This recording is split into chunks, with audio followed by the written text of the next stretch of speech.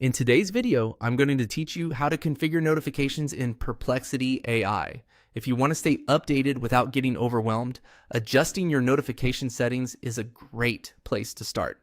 Perplexity AI gives you control over how alerts are delivered, so you can decide what reaches you and where.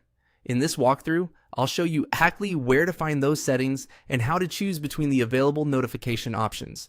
To begin, open Perplexity AI and look for your profile. Click your profile to open the account menu.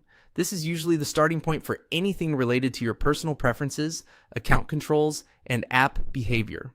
If you're ever unsure where to change settings in a platform, the profile area is often the best place to begin.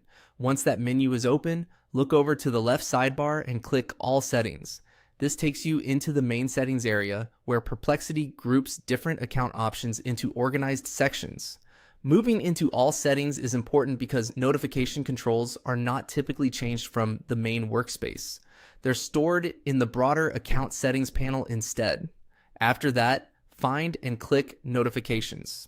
This opens the specific section dedicated to alerts and updates. If you're customizing your experience, this is the page where you'll manage how Perplexity communicates with you. Taking a moment here can help reduce distractions while still making sure you receive the updates that matter. Next, navigate to the notification categories area. This section breaks notifications into types, making it easier to review what kinds of alerts are available. Depending on what you use Perplexity for, some categories may be more useful than others.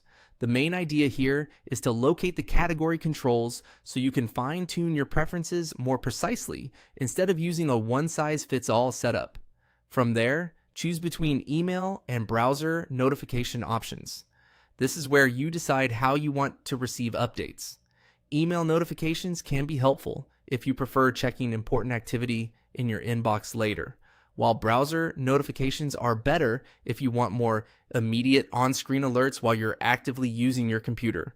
Pick the option that best fits your workflow and attention style.